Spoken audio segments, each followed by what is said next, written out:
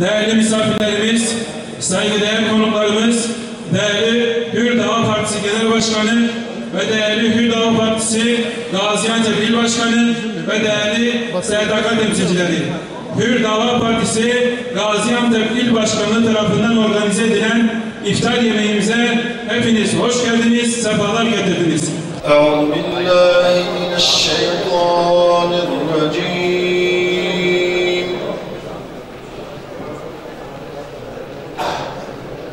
Bismillahirrahmanirrahim.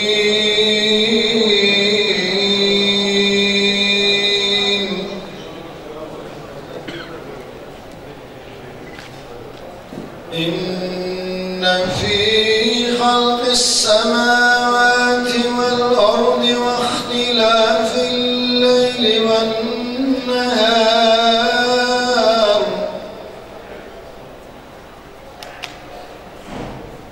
واختلاف الليل والنهار لآيات لأولي الألباب.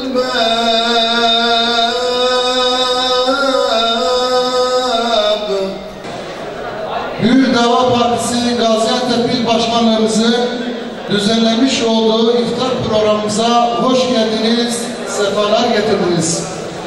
Gelişinizle bizleri onurlandırdınız. Şu içerisinde bulunduğumuz mübarek Ramazan ayının özellikle ülkemize, genelde tüm İslam aleminin içerisinde cereyan eden kan, gözyaşı ve binlerce yıllık tarihi olan tüm İslam şehirlerinin harap ve ifsad edilmesinin son bulmasına adaleti merkeze koyarak hep birlikte Allah'ın ipine sımsıkı sarılmaya vesile olmasını Yüce Rabbimizden niyaz ederiz. Malumunuzdur, özellikle Antep gibi bir şehirde yaşayan siz kardeşlerimiz yakinen biliyorsunuz. Çünkü Antep'te birkaç 100.000 Suriyeli misafir var. Sınırın öteki tarafında iftar edecek lokmaları, iftar edecek temiz suyu bulamayan kardeşlerimiz var. Ümmet coğrafyası hiç iyi bir halde değil. Dünyanın dört bir tarafında zulüm altında inleyen mazlumların sesi arş-ı alayı titretiyor. Lakin çok sefer bizler sadece ama sadece bakmakla yetiniyoruz. Niçin bu haldeyiz? Niçin birbirimize düşmüşüz? Niçin parçalanıp ayrılığa düşmüşüz? Niçin bu mazlum halde bile içimizden kimin gücü kime yetiyorsa onun hakkını elinden alıyor, gasp ediyor, kafasına bir tane de kendisi vuruyor, düşene bir tekme de kendisi salıyor. Gerçekten kimi konuşturursanız aşağı yukarı ümmetin şu an içinde bulunduğu bu halden dolayı şikayetçi. Müşteki hep şikayet ediyoruz. Peki sadece bu halimizden şikayet etmekle varabileceğimiz bir yer var mı? Şikayet etmek iyidir. Bir kişi eğer içinde bulunduğu halden şikayetçi değilse o halden çıkmanın bir yolunu da aramaz. Önce şikayetçi olmak lazım halimizden. Şikayetçiyiz ama bu halden çıkışın yolunu doğru yerde arayabiliyor muyuz? Değerli dostlar, malumunuzdur. Cuma günleri memleketin her tarafında minbere çıkan her hoca hangi millete mensup olursa olsun mutlaka okuduğu bir ayet var.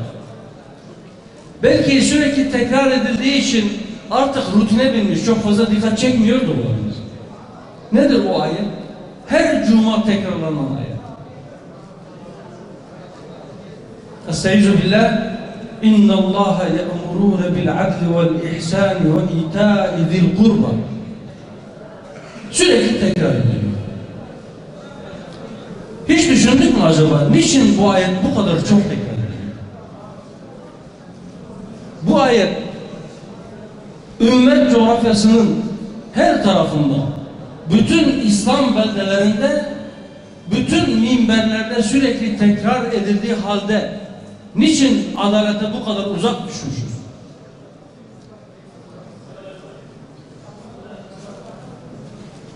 O ayetlerin biraz önünden bir de arkasından olmak üzere şu Kur'an ayı Ramazan'da biraz Kur'an-ı Kerim'e kulak verelim. İçinde bulunduğumuz halden kurtuluşun reçetesinin ve müjdesinin bu kitap olduğunu o kelamın sahibi, bütün mülkün sahibi, bizim de sahibimiz bize haber veriyor. Öyleyse eğer halimizden şikayetçiysek reçetemizi o kitapta arayacağız. O kitap ki bize adaleti, iyiliği, akraba yardım etmeyi emrediyor.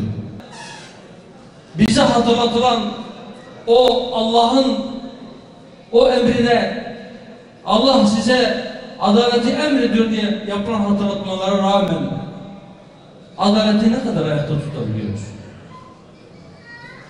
Bizim memleketlerimizdeki bu karışıklıkların, bu çelişkilerin, bu kavgaların, bu savaşların sebebi, asıl sebebi birbirimize karşı adil olamayışımız değil mi?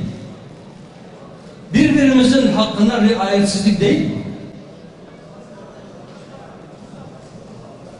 Üstad Bediüzzaman Said Nursi Hazretlerinin işaret buyurduğu gibi o mimi düşmüş medeniyet bizdeki hak olan istinad noktasını kuvvet olarak değiştirmiş. Bir ölçü koymuşlar.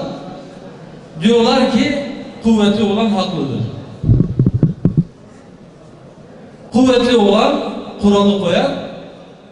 İstediği zaman bu kuralı değiştirir.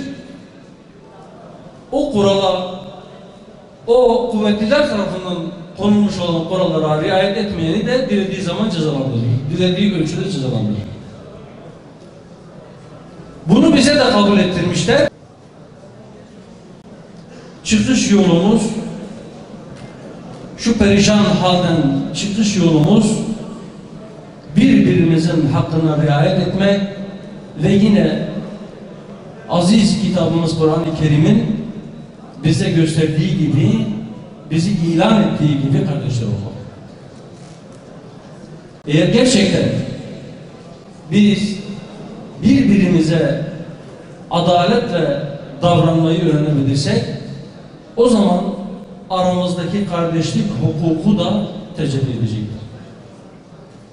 Sadece kardeşliğin edebiyatını yaparak varabileceğimiz bir yer yoktur. Birbirimizin hukukuna riayet edersek, aramızdaki ihtilafların gerçekten hak çerçevesinde, hukuk çerçevesinde, adalet temelinde çözülebileceğine olan inancı yeniden toplumumuza, çevremize, etrafımıza verebilirsek, evlatlarımızı bu inanç ve şuur ile yetiştirebilirsek, aramızda herhangi bir sorun çıktığında hemen silaha, hemen şiddete, hemen savaş yöntemlerine başvurmayacağız. Bizim ihtiyacımız olan budur. Huzura muhtacız. Huzuru bulmak için adil olmak zorundayız. Kardeşlik hukukunun gereğini yerine getirmek zorundayız. Rabbim o hukuka riayet eden kullarından eylesin.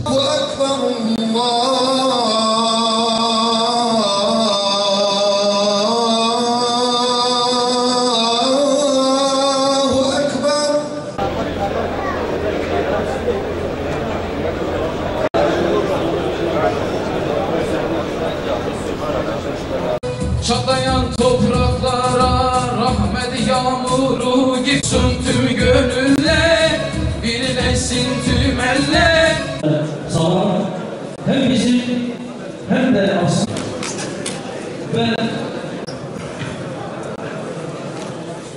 burada ezan-ı şerif okunacaktır. Ezan-ı şerif okumaları